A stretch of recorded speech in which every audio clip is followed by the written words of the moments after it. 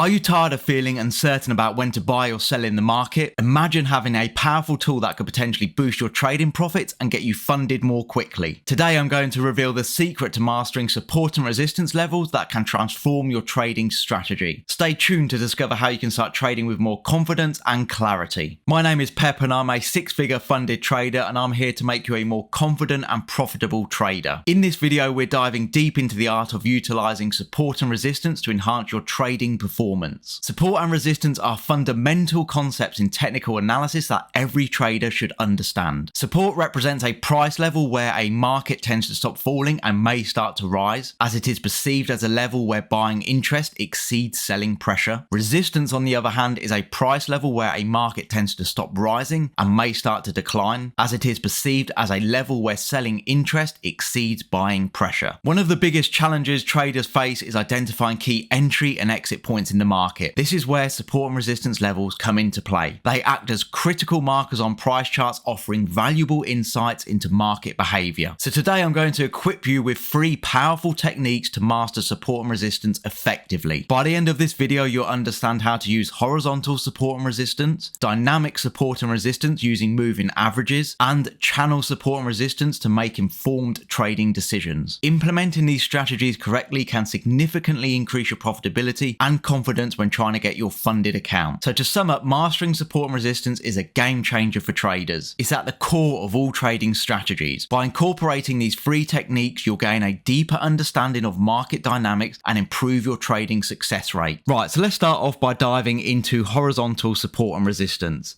Now, this is at the core of 99% of trading strategies, I would personally say. Now, one caveat to support and resistance is it can be named many different things. It can be known as supply and demand, or if you're into ICT, order blocks, liquidity, whatever you want to call it. All support and resistance is, all you really need to know is where are buyers and sellers coming into the market. This is one of the things you'll hear me say all the time, is when you're looking to place a trade at a specific level, you've always got to ask yourself, do you want to be a buyer or a seller? And another thing you may always hear me say is look left and structure leaves clues, but we'll get to that in a minute. So at the moment, I'm looking at the dollar against the JPY on the 1 hour time frame. So if you're new to trading view, what you want to do is go over to the left hand side here and you want to select this rectangle shape. Now you can star it here and it will end up on your favorites toolbar. And what we're going to start doing now is plotting our support and resistance zones in. Now the key word I said there is zones. Many people ask me all the time, do you draw support and resistance on the body of the candle, the wicks of the candle?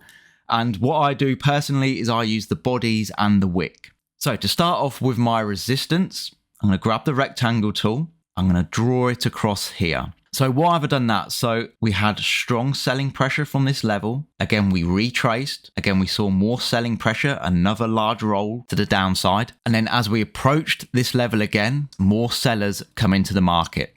So naturally, this is a resistance level that I want to plot here. So now let's plot in my support level. Again, I'm going to grab the rectangle tool. I'm going to drag it across here. So I'm taking into account the wick and the bodies here. So why have I drawn this in? Again, really obvious. We had strong buying pressure from here to the upside. Again, we retraced back to this level within this zone. And again, we saw more buying pressure. And that's really as simple as it is in regards to drawing horizontal support and resistance zones. Now, a little tip for you is you don't want to jump into the charts and start drawing them in everywhere, because you're just going to waste your time and you're going to clutter up your charts. You want to keep it as simple as possible.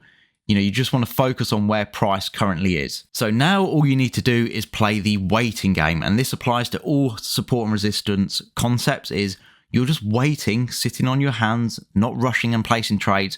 All you're doing is waiting for price to reach one of these levels. So for example, if price retraces back up to this resistance level, you've got to ask yourself, based on previous price action, do you want to be a buyer or a seller? Now the high probability scenario that's going to happen here is we're going to see some selling pressure. Now, word of warning, this isn't guaranteed all the time. It's just a matter of probability when you're looking to place trades. So let's go through an example here.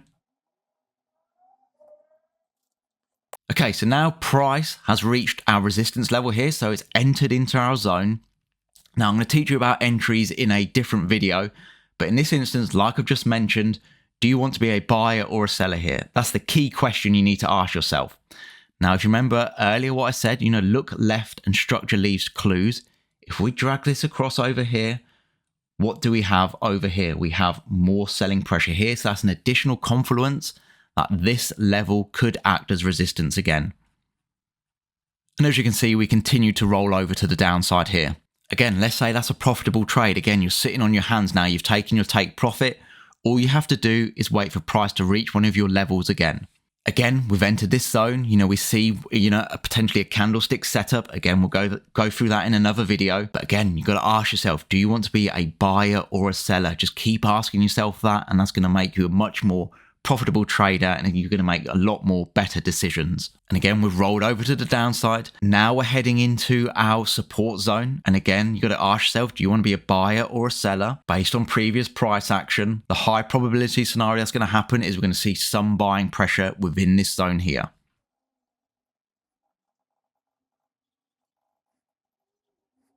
And as you can see here, we have some buying pressure. Now, what you can do is when we start to see these larger wicks towards the downside, you can start to amend your support and resistance zones, but depending on the time frame will depend on how thick you need to make this. So that's the basics of horizontal support and resistance. Now let's look at support and resistance dynamically using moving averages. So now we're going to take a look at dynamic support and resistance using moving averages. And the key word here is dynamic. So what this means is the support and resistance zones dynamically moved based on the moving average you're using. So in this instance, I'm on the 5-minute time frame on dollar CAD. I'm using the 50 moving average here. And if you're new to TradingView, to add in the moving average, you just click on indicators at the top here. Search for moving average simple, click on it. Then what you can do is go into settings and select the length here. So in this case, I'm going to use the 50 moving average. So how do we use dynamic support and resistance using moving averages? Well, very similar to horizontal support and resistance. Again, we're looking for buying or selling pressure from a specific moving average we're using. So in this case, it's the 50 moving average. Now, I like to wait for at least 2 touches on the moving average before I start looking for additional setups. So for example, we have some selling pressure here. Again, we retrace back up to the moving average. Again, we see more selling pressure. So again, the same with horizontal support and resistance. As we approach this moving average again, do you want to be a buyer or a seller? Now, looking at previous price action here and here, the high probability scenario is going to see some selling pressure from this moving average. And what you can do is you can just continue to use this moving average until it breaks to the upside. So again, we have more selling pressure here, here. These are all great short opportunities for you to take. Have some here as well. Again, more selling pressure here. And then what happens is it breaks to the upside, closes above the moving average, so it invalidates us looking for short positions. It retraces back to the moving average, and again, now we're looking for buy positions. We have a huge rally to the upside, and again, as we start to retest this, we start seeing buy positions here, and again, until we crack through to the downside. And then again, we switch our mindset to looking for short positions here. But again, the exact same with horizontal support and resistance. You're looking for high probability areas where we're going to see buyers and sellers. So now let's look at support and resistance using channels. So I'm on the 1-minute time frame here on euro dollar. And again, similar using dynamic support and resistance with moving averages, you want to at least wait for 2 touches to establish the channel. So here I have 1 touch, 2 touch. And again, you want to take into account the body and the candles. It's more of a zone rather than pinpointing the exact trend line. And again, at the bottom end of the channel here, we have a couple of touches.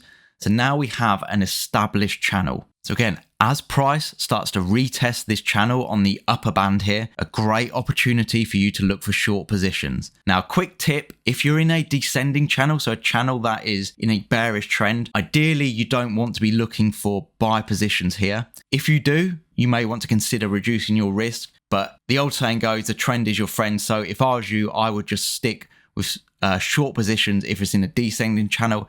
And the opposite, if it's an ascending channel, you only want to be looking for long positions. But again, here, as we retrace back to the top end of this channel here, again, another great place to look for shorts. And again, very similar with the dynamic moving average. As soon as this cracks to the upside, if we saw something like this, then again, this would invalidate the channel. But until that happens, this is established channels where you can continually look for short positions. And to draw these trend lines in, all you need to do is go to the left-hand side here under lines, and you can see a trend line.